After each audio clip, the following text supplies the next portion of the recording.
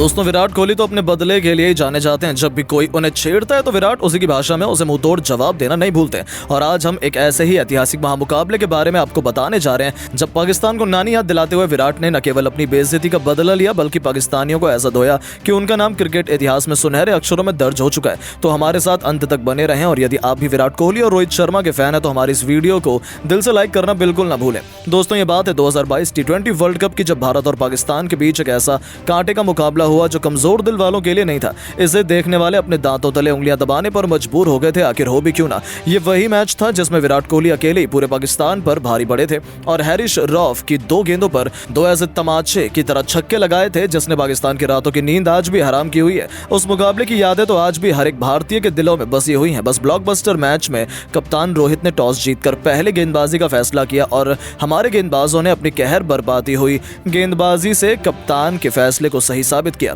अर्शदीप सिंह ने जहां शुरुआत में ही अपनी लहराती हुई गेंद से पाकिस्तान के टॉप ऑर्डर को तहस नहस कर दिया था, तो फिर हार्दिक पांड्या ने उनके बड़े से बड़े बल्लेबाजों को अपने सामने घुटनों पर लाकर पाकिस्तान को दिन में तारे दिखा दिए थे। उनकी घातक बल्लेबाजी का नतीजा हुआ कि पाकिस्तान तो एक एक रन के लिए तरस गया, लेकिन अंत में उनके लोअर ऑर्डर के खतरनाक खिलाड़ी शान मसूद के साथ एक इफ्तिखार अहमद ने अर्धशतक जड़कर अपनी टीम को 159 रनों के सम्मानजनक स्कोर तक पहुंचाया था, जो इतना बड़ा लक्ष्य तो बिल्कुल भी नहीं था। लेकिन गेंदबाजों को पिच से अच्छी खासी मदद मिल रही थी और पाकिस्तान के पास उस वक्त के उनके टॉप के घातक तेज गेंदबाज मौजूद थे जिन्हें खुद पर बहुत घमंड था।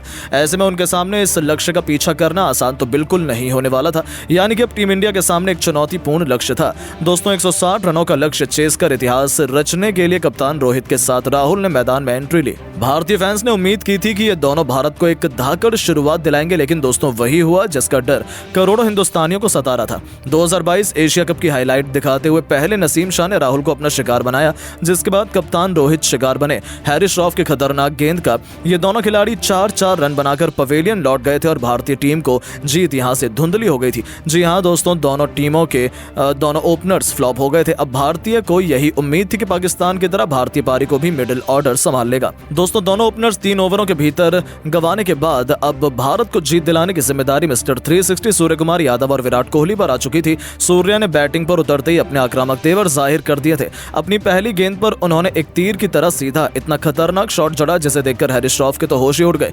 ऐसा लग रहा था कि सूर्य कुमार यादव ड्रेसिंग रूम से ही सेट होकर आए हैं और उन्होंने विराट के साथ मिलकर भारतीय पारी को आक्रामक तरीके से आगे बढ़ाना शुरू कर दिया। उन्होंने हैरिस रॉफ को मिड विकेट के रीजन में खतरनाक चौका लगाकर भारतीय टीम की जीत को सुनिश्चित करना चाहा, लेकिन तभी पूरा भारतवर्ष दहल उठा और यह चमकता हुआ सूर्य अस्त हो गया। सूर्य कुमार यादव आउट होकर पवेलियन लौट गए थे, लेकिन मैदान पर अब मौजूद थे पांड्या और किंग कोहली की जोड़ी, जिन्होंने ताबड़तोड़ और संभलकर भारतीय पारी को कुछ इस कदर आगे बढ़ाया कि इस मैच में जीत भारतीय टीम के बेहद करीब आ गई। जहां पारी के 12वें ओवर में इन दोनों बल्लेबाजों ने 3 तूफानी छक्के लगाकर 21 रन बटोर लिए। ये मैच का टर्निंग पॉइंट साबित हुआ और इन दोनों ने ऐसी खतरनाक बल्लेबाजी करनी शुरू कर दी जिसके तूफान में पाकिस्तानी गेंदबाज सूखे पत्तों की तरह उड़ गए। जहां हार्दिक थोड़ा आउट ऑफ फॉर्म लग रहे थे, लेकिन सलाम है विराट कोहली को जिन्होंने दूसरे छोर को संभाले रखा। 18 गेंद पर जब भारत को जीत के लिए 48 रन चाहिए थे तब भी विराट कोहली ने हार नहीं मानी। सबको लग रहा था कि टीम इंडिया हार जाएगी, लेकिन किंग कोहली हारना जानते ही नहीं है और 19वां ओवर लेकर आए हैरिस रॉफ की 2 गेंदों पर 2 तूफानी छक्के लाकर भारत की जीत लगभग सुनिश्चित कर दी थी।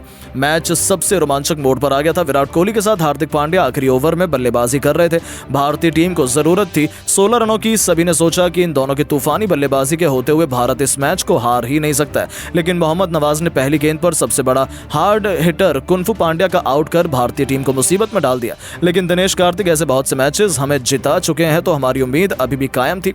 लेकिन दोस्तों किसी ने सोचा नहीं था कि मोहम्मद नवाज को मार पाना भारतीय बल्लेबाजों के लिए इतना मुश्किल हो जाएगा। जी हां, अगले 2 गेंदों पर मोहम्मद नवाज ने महज 3 रन दिए, जिसके बाद भारतीय टीम को जीत दर्ज करने के लिए जरूरत थी 3 गेंदों पर 13 रनों की। रोमांचक अपने चरम पर था, लोग दांतों तले उंगलियां दबाने पर मजबूर हो गए थे। तभी मोहम्मद नवाज की एक फुल टॉस पर विराट कोहली खतरनाक शॉट लगाकर छक्का बटोर लेते हैं। उनके इस शॉट ने पूरे पाकिस्तान को गहरे सदमे में डाल दिया था, लेकिन इसमें रोमांच तो तब आया जब एम्पायर ने इस बॉल को नो बॉल करार दे दिया। जी हां दोस्तों, मोहम्मद नवाज की गेंद विराट कोहली की कमर की हाइट से बहुत ऊपर थी, इसी कारण इसे नो बॉल दिया गया, जिस पर पाकिस्तान के कप्तान बाबर आजम बहुत अधिक भड़क गए। पर एम्पायर ने तो फैसला सुना दिया था जो भारत के हित में था। भारतीय टीम को 7 रन मिल चुके थे और अब जरूरत थी 3 गेंदों पर महज 6 रनों की और इसके साथ ही विराट के पास थी फ्री हिट। दोस्तों विराट इस पर छक्का लगा सकते थे, लेकिन मोहम्मद नवाज ने अधिक चालाक बनने की कोशिश की, वाइड गेंद कर दी अब जरूरत थी 5 रनों की, लेकिन फ्री हिट पर विराट कोहली बोल्ड हो गए। जी हां, विराट कोहली क्लीन बोल्ड हो गए थे, लेकिन फ्री हिट होने की वजह से उन्हें आउट नहीं दिया गया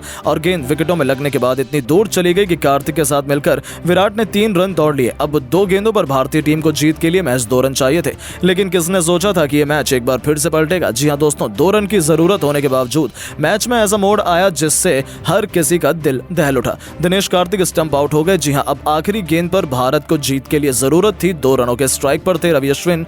यहां से कुछ भी हो सकता था, लेकिन अश्विन ने भारतीयों को निराश नहीं किया और विकेट के बिल्कुल सामने अंतिम गेंद पर फील्डर और गेंदबाज को छकाते हुए चौका लगाकर भारतीय टीम को इस मैच में न केवल जीत दिलाई बल्कि एक नया इतिहास लिख दिया। उन्होंने उस रात पाकिस्तान खेमे में ऐसा दर्द पैदा किया था कि विराट कोहली आज भी उनके खिलाड़ियों को बुरा सपना बनकर उन्हें रात में डराते हैं। कुछ ऐसा ही जबरदस्त घमासान करोड़ों भारतीय एक बार फिर से देखना चाहते हैं। लेकिन दोस्तों, अब आपको क्या लगता है, किंग कोहली क्या इसी तरह पाकिस्तान को चैंपियंस ट्रॉफी के मुकाबले में हराने में कामयाब हासिल करेंगे? अपनी राय नीचे कमेंट बॉक्स में जरूर बताएं।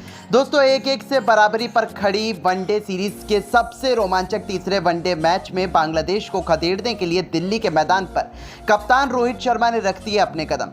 हार्दिक पांड्या, जसप्रीत बुमराह की करवा दी है वापसी। तो आखिरकार तीसरे वनडे में किन 11 भूखे शेरों के साथ उतर चुकी है भारतीय टीम? भारतीय कप्तान रोहित शर्मा, क्या है बांग्लादेश की प्लेइंग 11 टीम? कहां देख सकते हो आप ये महामुकाबला? आप कहां पर लाइव स्ट्रीम देख सकते हैं? साथ ही पिच रिपोर्ट, मौसम का हाल और इस मुकाबले से जुड़ी हर एक लाइव अपडेट हम सब कुछ आपको इस वीडियो में दिखाने जा रहे हैं। लेकिन उससे पहले आप सभी को क्या लगता है कि भारत और बांग्लादेश में से कौन सी टीम तीसरा वनडे मैच जीतेगी? अपनी कीमती राय हमें नीचे कमेंट करके जरूर बताइएगा। तो चलिए अब आपका ज्यादा समय न लेते हुए शुरू करते हैं वीडियो। दोस्तों, जैसा कि आप सभी जानते हैं कि भारत और बांग्लादेश 2 चिर प्रतिद्वंदी टीमें हैं और जब भी दोनों टीमें आमने सामने होती हैं तो मुकाबला अपने आप बेहद ही रोमांचक बन जाता है। बांग्लादेश मजबूत टीम है, लेकिन पहले वनडे मुकाबले में तो उनकी टीम इंडिया के सामने एक न चली।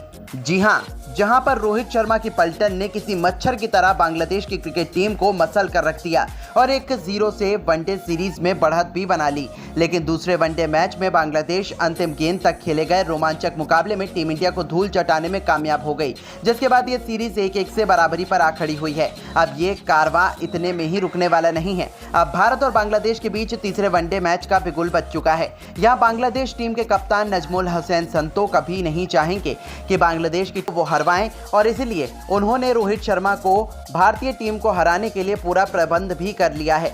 वहीं हम आपको बता दें कि बांग्लादेश और भारत के बीच ये मुकाबला आप सभी को लाइव दिल्ली के मैदान पर खेला जाता हुआ नजर आ सकता है, जहां पर आप सभी इस मुकाबले में एक तरफ रोहित शर्मा को कप्तानी करते हुए देख रहे हो तो दूसरी तरफ नजमुल हुसैन संतो अपनी टीम को संभाल रहे हैं। वहीं अगर बात की जाए मैच के बारे में तो दोस्तों, हम आपको बता दें कि भारत और बांग्लादेश के बीच ये मुकाबला लाइव अगर आप भी टेलीविजन स्क्रीन पर देखना चाहते हैं तो स्टार स्पोर्ट्स नेटवर्क पर आप सभी इस मुकाबले का आनंद उठा सकते हो। और अगर आपको मुकाबले की ऑनलाइन स्ट्रीमिंग देखनी है तो वो जियो सिनेमा के ऐप को डाउनलोड करना पड़ेगा, जहां आप बिल्कुल मुफ्त में इस मैच का आनंद उठा सकते हैं। इस रोमांचक मुकाबले में रोहित शर्मा बिल्कुल भी नहीं चाहेंगे कि टॉस जीतकर भी वो मुकाबला हारें, इसलिए वो पहले टॉस जीतकर बल्लेबाजी करने का फैसला ही चुने हैं।